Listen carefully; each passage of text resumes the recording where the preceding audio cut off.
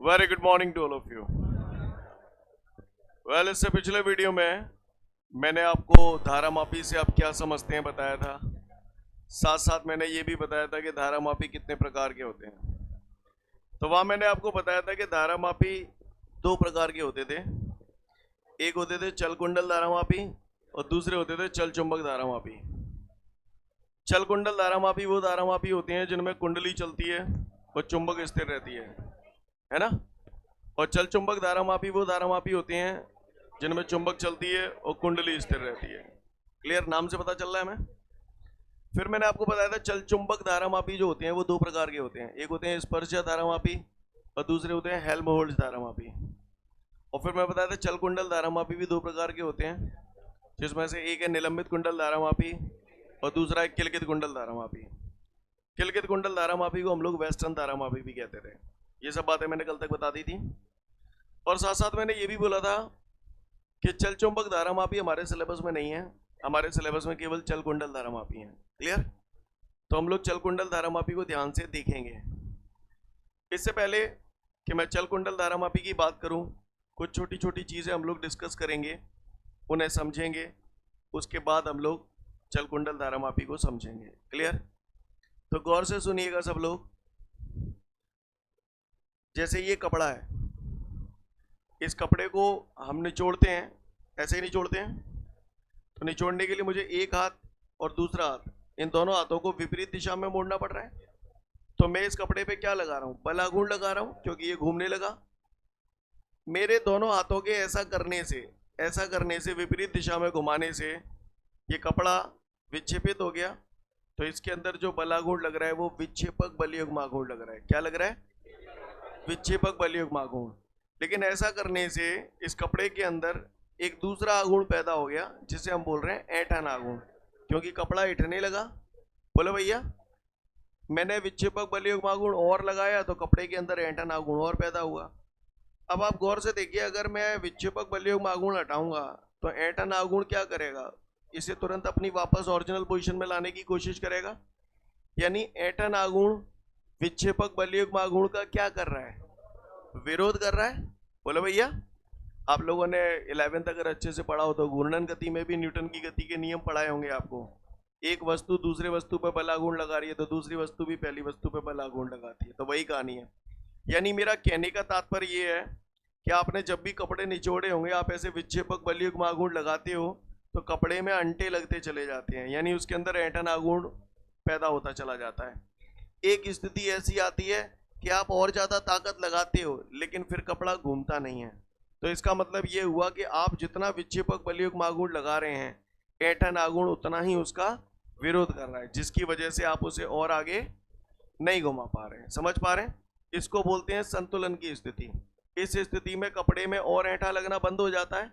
तो ऐसी स्थिति में क्या होता है? विक्षेपक बलयुग्माघूर्ण जो होता है वो काय के बराबर हो जाता है?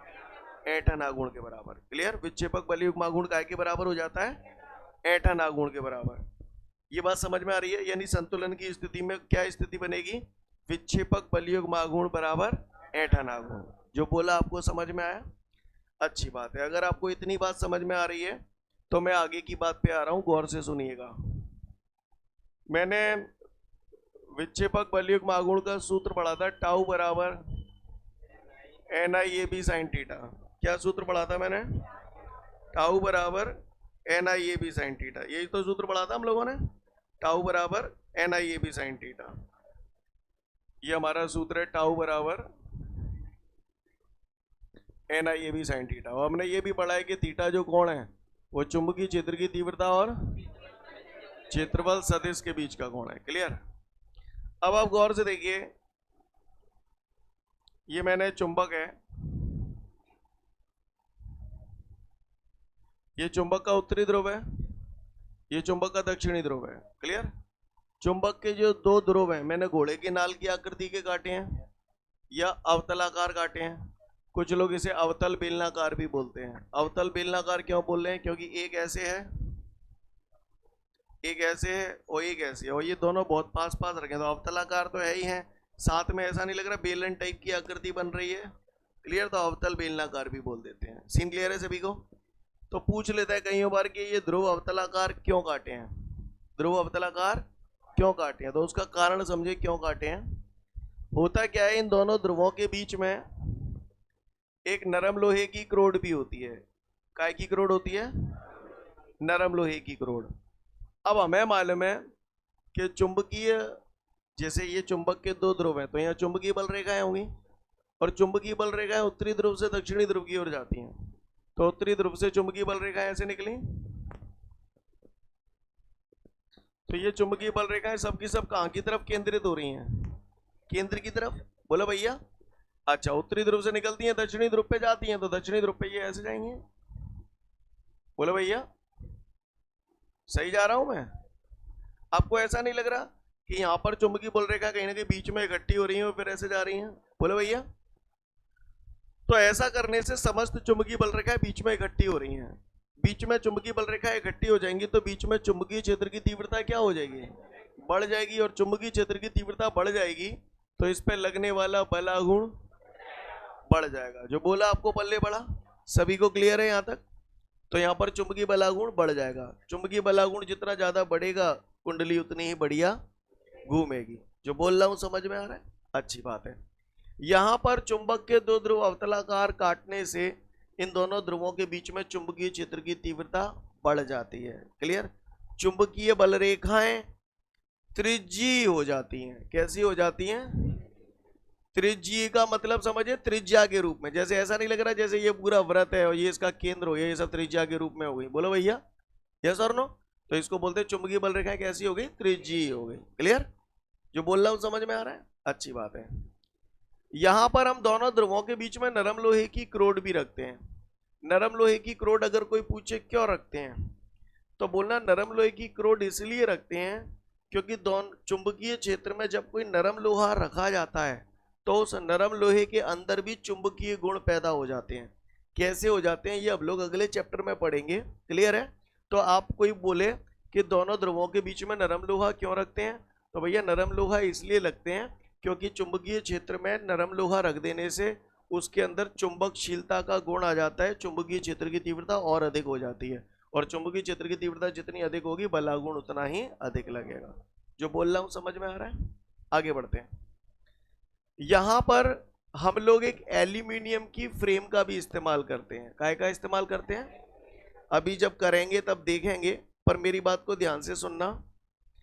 एल्यूमिनियम की फ्रेम, एल्यूमिनियम एक धातु का टुकड़ा हो गया। आपको बता दूं ये चीज अब हमारे सिलेबस में भी नहीं रही, तो अब ये भी नहीं कह सकता कि मैं आगे पढ़ाऊंगा।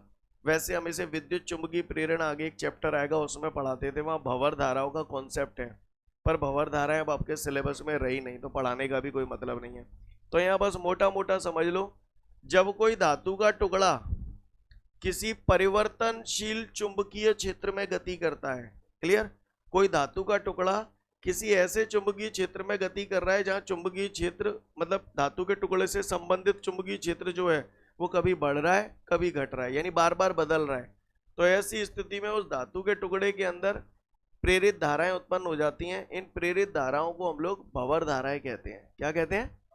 भंवर धाराएं। और भंवर धाराएं जो होती हैं वो सदैव गति का विरोध करती हैं। क्या करती हैं?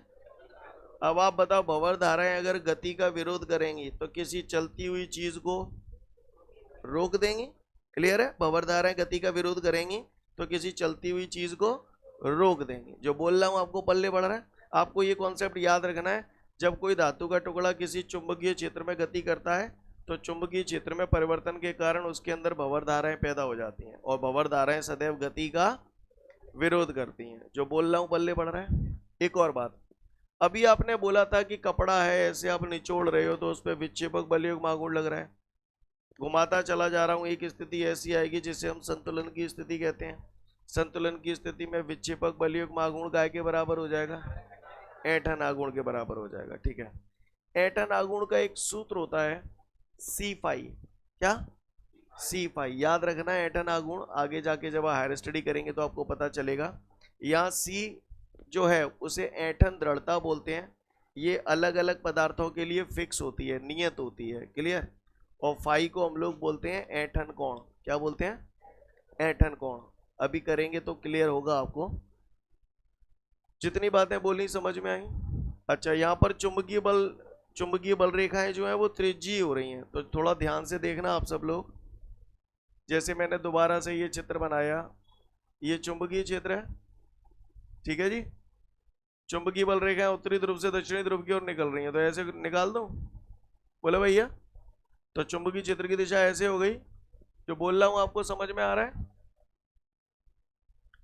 अब ये कुंडली है, ये कुंडली इन दोनों ध्रुवों के बीच में घूम रही है। क्या कर रही है? घूम रही है। किसी स्थिति में कुंडली घूमकर यूं आ गई, ऐसे, है ना। मुझे मालूम है कुंडली पर जो बलागुण लगता है, मैंने कल परसों सूत्र पढ़ा था, टाउ बराबर है ना ये भी साइन थीटा, पढ़ा था आपने। मुझे मालूम है थीटा कोण चुंबकीय क्षेत्र की तीव्रता और क्षेत्रफल सदिश के बीच का कोण है, यस और नो। तो आप बताओ, अगर कुंडली ये जो है ये घूमकर अगर ऐसे इस स्थिति में आ गई, तो मुझे बता सकते हो यहाँ पर थीटा का मान कितना रखोगे? क्यों रखोगे? समझ में आ रहा है? क्योंकि चुंबकीय क्षेत्र ऐसे है और कुंडली का ये जो क्षेत्रफल है इसका क्षेत्रफल सदिश ऐसे होगा, इस वजह से ये कोण कितना हो गया? 90 डिग्री। अच्छा, मान के चलो कुंडली ऐसे घूम के फिर ऐसे हो गई। अब कुंडली ऐसे हो गई, तो इसका मतलब ये हुआ, देखो उत्तरी है ये दक्षिणी है, तो यहाँ चुंबकीय क्षेत्र ऐसा हो जाएगा, ऐसा हो। कुंडली ऐसे हो गई है तो क्षेत्रफल सदिश ऐसे हो जाएगा। कोण कितना होगा? 90 डिग्री। ये भी चुंबकीय क्षेत्र है। कुंडली जब ये घूमी तब भी 90 था, ऐसे थी तब भी 90 था, अब ऐसे हो गई कुंडली। अब यानी कहने का तात्पर्य ये है कि ऐसे चुंबकीय क्षेत्र में जब आप कुंडली को लगातार घुमाओगे तो किसी भी स्थिति में देख लो कोण हमेशा 90 डिग्री होगा। जो बोला समझ में आया? ठीक है। अच्छा, एक वर्ड बोल रहा हूं, इसका मतलब समझ में आता है क्या? समंजित करना, समंजित। हाँ, वैसे ये सही बोल रहे हैं, बराबर बराबर, लगभग बराबर बराबर बोल सकते हैं। समंजित करने का मतलब होता है एडजस्ट करना। क्या? एडजस्ट करना। अब कैसे एडजस्ट करना, देसी में समझाता हूं आपको। तुम अपने घर में गोदरेज की अलमारी लाए हो, का लाए हो, और ये गोदरेज की अलमारी तुमने ऐसे अपने कमरा में धत दई, का गद दई, ये धत दई, ये गोदरेज की अलमारी है। क्लियर? अब तुमने धरी, फिर तुम जब देख तो नहीं कि लाइट डला के गित तो नहीं जागी, और जो लपक लपक कर रही है इतने में, फिर तुम क्या कर तो नीचे कागज गत्ता पोस्टा गिट्टी रोरा लगा दे तो ताकि ये बैलेंस हो जाए। यानी आप इसे समंजित करने की कोशिश कर रहे हैं, एडजस्ट करने की कोशिश कर रहे हैं ताकि ये बिल्कुल क्षैतिज तल में चकाचक धरी रहे। नहीं, यही बात है। इस प्रोसेस को क्या बोलते हैं? समंजित करना। क्लियर है? समंजित हिंदी में बोलते हैं, इंग्लिश में बोलते हैं एडजस्ट करना, ताकि ये सीधी धरी रहे, गिन नहीं पड़े को ऊपर। तो मैं भाषा समझ में आ रही है भाई? है? अच्छी बात है, तो महान बच्चे हो। तो आगे बढ़ते हैं और आगे की बात करते हैं। अब हम लोग इस लायक हैं कि चल कुंडल धारामापी को समझ सकें। ठीक है, एक ही शॉट में सारे धारामापी समझाऊंगा, पूरी कहानी एक ही बार में खत्म करूंगा, इसलिए ध्यान से देखना। तैयार है सब लोग? सबसे पहले हम लोग पढ़ेंगे किलकित कुंडल धारामापी, फिर हम आएंगे निलंबित कुंडल धारामापी। ठीक है, तो सबसे पहले गौर से देखिएगा, किलकित कुंडली धारामापी, इसे हम लोग वेस्टर्न धारामापी भी बोलते हैं। क्या बोलते हैं? वेस्टर्न धारामापी। क्लियर? तो इस धारामापी में क्या क्या होता है सभी लोग गौर से देखिएगा ऑन द बोर्ड। ये चुंबक के दो ध्रुव कांटे हैं, अवतलाकार कांटे हैं, ये घोड़े के नाल की आकृति के कांटे हैं। क्यों कांटे हैं? जिससे बीच में चुंबकीय क्षेत्र की तीव्रता बढ़ जाए। क्लियर? यहां पर मैंने ये नरम लोहे की क्रोड रखी हुई है। क्या रखी हुई है? नरम लोहे की क्रोड इसलिए रखी जाती है जिससे इन दोनों ध्रुवों के बीच में चुंबकीय क्षेत्र की तीव्रता और अधिक हो जाए। क्लियर? आगे बढ़ते हैं। यहां पर ये जो नरम लोहे की क्रोड है, इसके ऊपर एल्यूमिनियम का फ्रेम लगा रहता है। क्या लगा रहता है? ये क्या है? यहां पर नरम लोहे की क्रोड, समझ जाओगे, नरम लोहे की क्रोड। ये काय की फ्रेम है? एल्यूमिनियम की फ्रेम। एल्यूमिनियम की फ्रेम के ऊपर, क्लियर, एल्यूमिनियम की जो फ्रेम होती है उसके ऊपर हम लोग ऐसे तांबे के तार लपेट देते हैं। क्या लपेट देते हैं? तो ये इसके ऊपर मैंने क्या लपेट दिया है? तांबे का तार। ये मैंने लिख दिया तांबे का तार। ठीक है जी। फिर से बोल रहा हूँ, नरम लोहे की रोड है, उसके ऊपर मैंने एल्यूमिनियम की फ्रेम लगाई है, एल्यूमिनियम की फ्रेम के ऊपर मैंने तांबे का तार लपेटा है। क्लियर? अच्छी बात है। यहां पर ये एक स्प्रिंग लगी हुई है और स्प्रिंग से ये एक सिरा जुड़ा हुआ है T1। यहां पर ये चूल लगी हुई है, चूल्हे टाइप की आकृति है, इसलिए हम लोग इसको चूल बोलते हैं।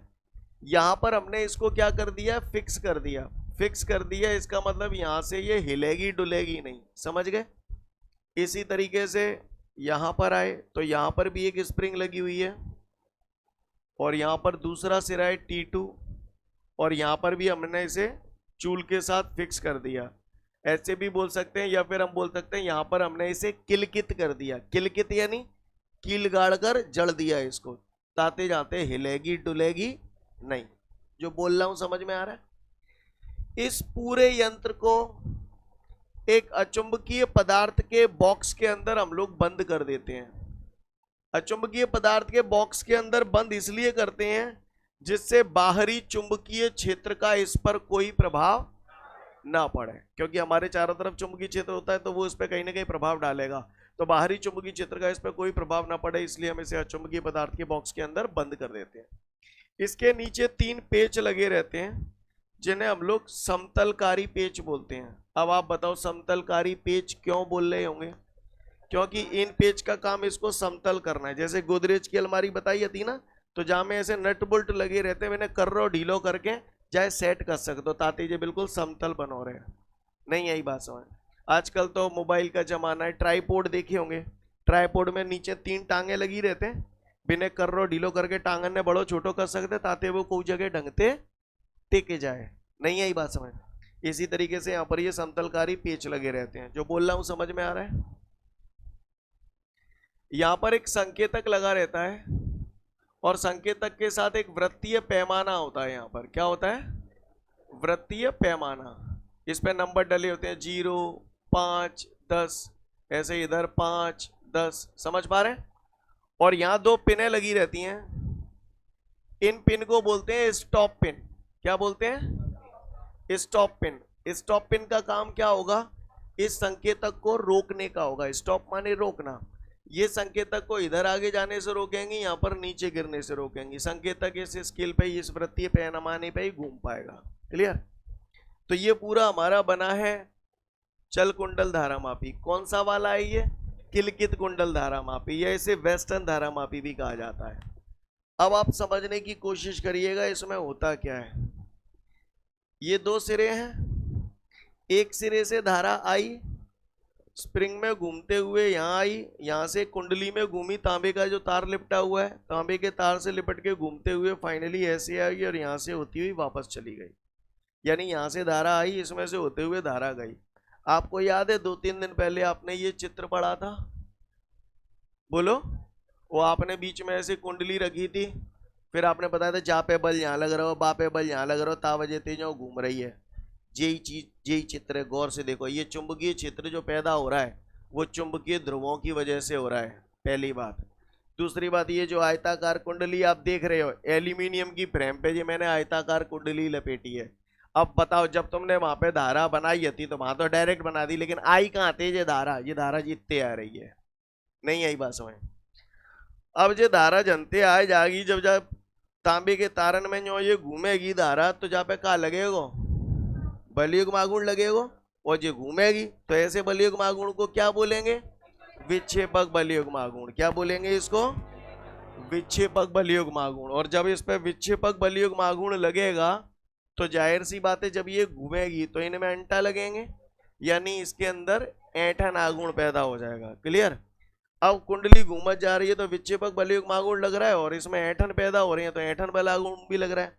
एक स्थिति ऐसी आएगी कि जब ये घूमते घूमते रुक जाएगी। जब घूमते घूमते रुकेगी तो वो कौन सी स्थिति होगी? संतुलन की स्थिति। तो संतुलन की स्थिति में क्या होगा आप बताओ? हाँ, तो संतुलन की स्थिति में होगा आपका विक्षेपक बलयुग्म आघूर्ण बराबर, हाँ, तो विक्षेपक बलयुग्म आघूर्ण बराबर हो जाएगा आपका ऐंठन आघूर्ण। जो बोल रहा हूं आपको समझ में आ रहा है? विक्षेपक बलयुग्म आघूर्ण का सूत्र होता है टाउ बराबर NIAB साइन थीटा। लिखूं? क्योंकि यहाँ पर चुंबकीय क्षेत्र त्रिज्यीय है, तो किसी भी स्थिति में देख लूं हमेशा कैसा कोण बनेगा, 90 डिग्री का बनेगा। बात समझ में आ रही है सभी को? तो विक्षेपक बलयोग आगुण अधिकतम रहेगा एन आई ए भी, क्योंकि साइन 90 तो 1 हो जाएगा, बराबर ऐंठन आगुण का सूत्र होता है C5, याद रखना है इसको। क्लियर? अब हम पढ़ क्या रहे हैं? धारा मापी पढ़ रहे हैं। धारा मापी से क्या नपेगी? धारा, तो धारा को मान निकाल लो। तो I बराबर C5 अपॉन NAB। नहीं आई बात समझ में? सीन क्लियर है?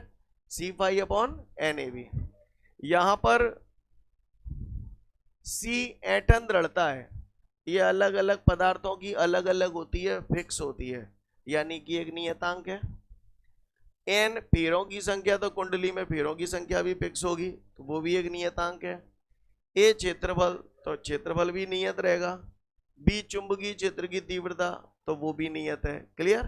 क्योंकि चुंबक तो वही है, तो यहाँ पर ये पूरा नियतांक है। तो यहाँ पर हमने क्या किया है, K बराबर C अपॉन NAB, यानी ये CNAB ये पूरा की पूरा एक नियतांक के बराबर मान लिया है K। इस K को हम लोग बोलते हैं धारामापी नियतांक, या इसे धारामापी का दक्षांक भी कहा जाता है। क्लियर? तो एक बात बताओ, C अपॉन NAB की जगह क्या रख सकता हूं? तो I बराबर K5। बात समझ में आई? फॉर्मूला ये भी अच्छे से याद होना चाहिए, ये भी अच्छे से याद होना चाहिए। K नियतांक है, जब भी हम समानुपाती हटाते हैं तो नियतांक आता है, नियतांक हटाएंगे तो समानुपाती आएगा, नियतांक हटाएंगे तो समानुपाती आएगा। तो मैं इसे ऐसे लिख दूं, I समानुपाती 5। अगर उसने बोल दिया सिद्ध करो चल कुंडल धारामापी में, ये चल कुंडल धारामापी तो है, सिद्ध करो चल कुंडल धारामापी में कुंडली में प्रवाहित धारा कुंडली में उत्पन्न विक्षेप के समानुपाती होती है, तो सिद्ध कर पाएंगे? कहानी समझ में आ रही है? और देखो इधर, यहां पर गौर से देखिएगा, यहां से धारा आई, यहां से घूमती हुई इधर चली गई, ये धारा क्या कर गई? क्या कर गई? ये धारा कुंडली को घुमा गई। अब कुंडली घूम रही है, कुंडली घूम रही है, तो कुंडली के अंदर विक्षेपक बलयोग आगुण, तार में एंटा लगेंगे तो उसके अंदर ऐंठन आगुण, संतुलन की स्थिति में वो कहानी तो है ही गई। अब इधर आओ, इधर आओ, कुंडली क्या कर रही है? घूम रही थी। जब कुंडली घूम रही है तो कुंडली से जुड़ो संकेतक, अब जो संकेतक जुड़ो कुंडली घूमेगी तो संकेतक घूमेगा जावृत्ति पैमाने पे। अब एक स्थिति ऐसी आ गई जब विक्षेपक बलयोग आगुण ऐंठन आगुण के बराबर रह जाएगा, तो वहां पे कुंडली को घूमो, और जहां कुंडली घूमना बंद कर देगी वहां ये संकेतक रुक जाएगा, और जहां ये संकेतक रुक जाएगा तो हम पाठ्यांक ले सकते हैं कि कौन से नंबर पे रुका है। बोलो भैया, नहीं यही बात समझ में? तो यहां से हम कुंडली का विक्षेप फाई का मान निकाल सकते हैं। आपको बात समझ? फाई को मान यहां धर दो तो आपकी धारा आ जाएगी। कहानी समझ में आ रही है सभी को?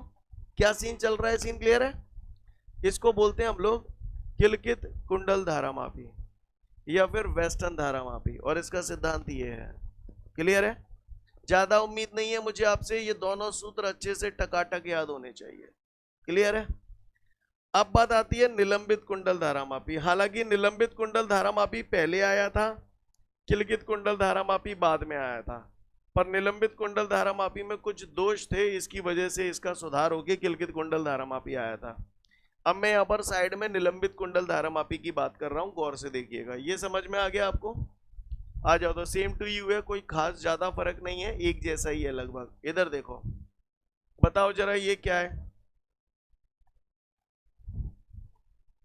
सेम टू यू है, चुंबक। यहां भी घोड़े के नाल की आकृति के कांटे हैं, कारण सेम है। ये क्या है? नरम लोहे की करोड़। इसके ऊपर ये क्या है? Aluminium frame. इसके ऊपर ये क्या है? तांबे का तार लपेटा है। कहानी समझ में आ रही है सभी को? किसी को कोई दिक्कत? आगे बढ़ो, अच्छी बात है। यहां पर मैंने यहां पर लगा दी एक स्प्रिंग। क्या लगा दी है? स्प्रिंग। और ये सिरा हमारा बन गया T2, जैसे कि आपने यहां पर लगाया था। क्लियर है? अब आते हैं इधर, यहां पर हमने एक लगाया है, इसको हम लोग बोलते हैं लैंप स्केल व्यवस्था। क्या? लैंप स्केल व्यवस्था। अब कैसी व्यवस्था है वो अभी बता रहा हूं। इसके साथ यहां पर एक तार जुड़ा हुआ है, और यहां पर एक समतल दर्पण भी लगा रहता है। क्या लगा रहता है? समतल दर्पण। समतल दर्पण समझते हो? घर में मुंह देख के आता हूँ कांच में, वो क्या है? समतल दर्पण है। ये एक तार लगा हुआ है, ये जो तार है ये फॉस्फोर ब्रॉन्ज का तार है। काय का तार है? Phosphor bronze. कोई होशियारी दिखा के इसे फॉस्फोरस मत कर लेना, फॉस्फोर का ही है ना। फॉस्फोर ब्रॉन्ज का तार है और यहां पर लगी है एक मरोड़ टोपी। क्या लगी है? मरोड़ टोपी। यहां से ये तार इस पर लिपटता हुआ घूम के यहां आ गया है। ये सिरा हो गया T1। क्या सिरा हो गया? T1। इसको समझें। इसमें और इस चित्र में फर्क केवल इतना सा है थोड़ा सा, कि यहां पर ये जो स्केल दिखाई दे रही है, संकेतक दिखाई दे रहा है, ये स्केल और ये जो संकेतक है वो इस लैंप के अंदर है। लैंप माने लट्टू, स्केल माने पैमाना, है ना। तो ये स्केल की जो पूरी व्यवस्था है वो जो लैंप के अंदर है। अब इसमें होता क्या है, कहानी वो, ये धारा आई धारा गई, इधर से धारा आई, जैसे ही धारा यहां से आएगी और यहां से होके चली जाएगी, कुंडली घुमा जाएगी। अब जो जैसे ही धारा यहां से आएगी तो लैंप है जाओ ऑन, लट्टू चालू है जाओ। लट्टू चालू है गो तो जाके अंदर की स्केल जा में नजर आने लगेगी। अब कुंडली घूमेगी, कहानी सेम वही चलेगी, बलयुग मागुण ये सब वही चलेगा, तहां पर रुक जाएगी तो जब लैंप के अंदर वो पैमाने में रीडिंग मिल जाएगी हमें, जैसे जामे मिल रही थी। इसकी कमी है केवल ये, अच्छा इसको भी ऐसे ही जैसे अचुंबकीय पदार्थ के बॉक्स के अंदर बंद किया है, इसको भी ऐसे ही बॉक्स के अंदर बंद करते हैं। इसके नीचे भी 3 समतलकारी पेच लगाते हैं, पूरी कहानी सेम है, बस फर्क किस बात का है, समझ में आ रही है बात? अब इसमें गौर से देखिए, इसकी एक कमी है। इसकी कमी ये है कि यहाँ पर जो फास्फोर ब्रॉन्ज का तार होता है वो काफी डेलिकेट नाजुक तार होता है, झटके से टूट सकता है। ये इसका सबसे बड़ी हानि थी हमारे को, क्लियर। इसीलिए हम इसे आसानी से एक जगह से दूसरी जगह भी नहीं ले जा सकते, क्लियर है। दूसरी बात, इसे इस्तेमाल करने से पहले हमें समंजित करना पड़ता है, यानी पेचों को कर्रा ढीला करके एडजस्ट करना पड़ता है। भाषा समझ में आ रही है? इनकी खास बात ये भी है जल कुंडल धारा मापी की, कि ये कम से कम धारा को भी नाप लेते हैं। मतलब 10 पे घात -8 एम्पियर। अब आप बताओ 10 पे घात -8 एम्पियर मैंने जो बोला है, ये अपने आप में एक बहुत बड़ा नंबर है या बहुत छोटा नंबर है? हाँ, मतलब 10 पे घात -8 एम्पियर तक की धारा को भी ये नाप सकता है, क्लियर। मतलब ये इसकी विशेषता है। मतलब ऐसी धारा जैसे तुम बता रहे छुओगे तो तुम महसूस नहीं होगा कि जहाँ में करंट आ रहा है, लेकिन ये तुरंत देख के बता देगा कि भाऊ करंट अथवे के नाम है। समझ में आ रही है मेरी बात, क्लियर। यानी इसकी सुग्राह्यता बहुत ज्यादा होती है, इसकी सेंसिटिविटी बहुत ज्यादा सेंसिटिव होता है, कम से कम धारा को भी तुरंत बता देता है। नहीं आई मेरी बात समझ में? सीन क्लियर है? तो ये हुआ हमारा किलकित कुंडल धारा मापी, इसे हम लोग वेस्टर्न धारा मापी भी बोलते हैं। ये हमारा हो गया निलंबित कुंडल धारा मापी। सीन क्लियर है? ये जो चित्र आप देख रहे हैं ये रेखा चित्र कहलाते हैं। क्या कहलाते हैं? रेखा चित्र कहलाते हैं। समझ में आ रही है बात? एक्चुअली ये लैंप स्केल व्यवस्था यहाँ दिखाई गई है। कईयों अलग अलग किताबें पढ़ेंगे, किसी में कुछ चित्र दिया होगा, किसी में कुछ चित्र दिया होगा। कईयों में क्या करते हैं, जैसे ये लैंप स्केल व्यवस्था दी है तो यहाँ डोरी जो लगी है फास्फोर ब्रॉन्ज की, समतल दर्पण वहीं दिखाते हैं। लैंप स्केल व्यवस्था के लिए एक अलग से डिवाइस आ जाता है यहाँ पे साइड से। लैंप स्केल व्यवस्था के जरिए यहाँ पर प्रकाश डाला जाता है और ये जो दर्पण लगा हुआ है समतल दर्पण, यहाँ पर हमें पाठ्यांक मिलता है कि कुंडली कितनी विक्षेपित हो रही है। समझ पा रहे हैं आप मेरी बात को? क्लियर है? कोई दिक्कत कर पाएंगे? जहां तक एग्जाम में आने का सवाल है तो आपको बता दूं, इस चैप्टर में से ज्यादा बड़ा क्वेश्चन तो है नहीं, तो इसका पढ़ेंगे हम लोग पूरा, लेकिन मेनली चित्र बना सकते हैं और चित्र के बाद सूत्र की स्थापना कर सकते हैं। बस इस पे ही मेन फोकस करना। समझ पा रहे हैं? संरचना वगैरह बस केवल इसलिए पढ़नी है जिससे हम चित्र को समझ सकें। कहानी क्लियर है सभी को? तो ये हमारा हो गया किलकित कुंडल धारा मापी और ये हो गया निलंबित कुंडल धारा मापी। अगर किसी ने आपको बोला कि सिद्ध करो चल कुंडल धारा मापी में प्रवाहित धारा कुंडली में उत्पन्न विक्षेप के समानुपाती होती है, तो कौन सा करोगे? दोनों ही चल कुंडल धारा मापी हैं, तो चाहे जीवा कर दो चाहे बोवा कर दो, सिद्धांत दोगुण में यही लगेगा। सीन क्लियर है? कोई दिक्कत? बात समझ में आ रही है? मैंने आपको बताया था चल कुंडल धारा मापी वो धारा मापी होते हैं जिनमें कुंडली चलती है और चुंबक स्थिर रहती है। आपको महसूस हो रहा है ऐसा? कुंडली चल रही है, चुंबक वहीं के वहीं धरे हैं। क्लियर है? एक्चुअली बोर्ड पे बनाया नहीं जा सकता, पर ये आपको जैसे दिख रहे हैं वैसे हैं नहीं, बाकी की पूरी कहानी तो वैसी की वैसी है। ये जो चुंबक आपको दिख रहे हैं ना, ये बोर्ड पे यूं दिख रहे हैं, सही बोल रहा हूं, लेकिन वास्तव में ये यूं है।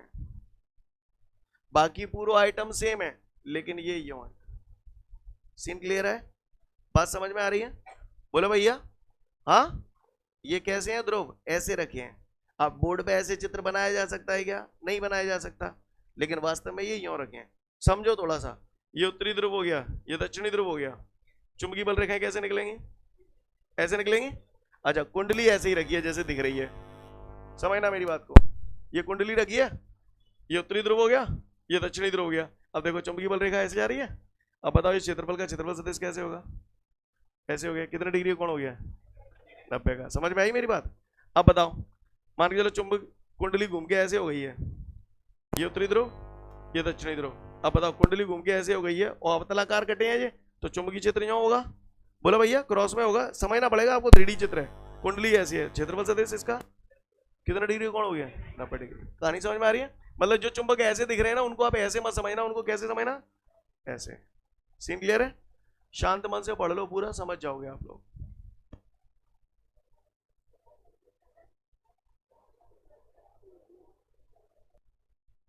क्लियर? तो मैं उम्मीद करता हूं सबको समझ में आ गया होगा। फिर भी एक बार गौर से देखिएगा। नरम लोहे की क्रोड है, इसके ऊपर हमने ये क्या लपेटा है? Aluminium frame. तो इस तरीके से इसके ऊपर ये एल्यूमिनियम की फ्रेम लपेटी गई है। समझ गए किस टाइप की फ्रेम है? दिख रही है, कागज एल्यूमिनियम की फ्रेम का काम कर रहा है। अब एल्यूमिनियम की फ्रेम के ऊपर हमने क्या किया है? तांबे का तार लपेटा है, ऐसे करके। समझ गए ना? इस पे ऐसे करके तांबे का तार, तांबे के तार के बहुत सारे फेरे लपेटे हैं। समझ में आ रही है मेरी बात? और तांबे के तार के साथ फिर ये फाइनली स्प्रिंग जुड़ी हुई है। यहाँ पर हमने इसे किलकित कर दिया, यहाँ पर और यहाँ पर। सेम प्रोसेस यहाँ पर है। सीन क्लियर है? बाकी का तो पूरी कथा मेरे ख्याल से समझ में आ गई होगी, ऐसी मैं उम्मीद करता हूँ। बाकी का आपको ये बोलूंगा कि यहाँ पर अगर ये बात आपको समझ में आ गई है, तो धारा I बराबर K सूत्र अच्छे से याद होना। अगर उसने बोला सिद्ध करो कि चल कुंडल धारा मापी, चल कुंडल धारा मापी बोल रहा है, न किलकित बोल रहा है, न निलंबित बोल रहा है ना? तो उसने बोला सिद्ध करो चल कुंडल धारा मापी में प्रवाहित धारा कुंडली में उत्पन्न विक्षेप के समानुपाती होती है। तो आप कौन सा वाला करोगे? हाँ, दोनों में से कोई सा भी एक कर देना। क्लियर है? क्योंकि ये भी चल कुंडल है और वो भी चल कुंडल है, दोनों ही चल कुंडल धारा मापी हैं। नाम लेके तो नहीं बोल रहा वो। अगर उसने बोला निलंबित कुंडल धारा मापी, तो फिर वो वाला करना है। अगर उसने बोला किलकित कुंडल धारा मापी, तो ये वाला करना है। लेकिन चल कुंडल धारा मापी बोला तो कोई सा भी कर सकते हो। सीन क्लियर है? कर पाएंगे हम लोग अच्छे से? इसको अचुंबकीय पदार्थ के बॉक्स के अंदर बंद करके क्यों रखा है? हाँ, जिससे बाहरी चुंबकीय क्षेत्र का इस पर कोई प्रभाव ना पड़े। ये पेच क्यों लगाए हैं? समतलकारी। इन्हें समतलकारी पेच भी बोल सकता हूँ, क्योंकि ये समतल कर देते हैं। ठीक है, बाकी की सारी बातें आप लोग समझ गए। ठीक है, तो इसके बाद अगले वीडियो में फिर मिलेंगे। जय हिंद।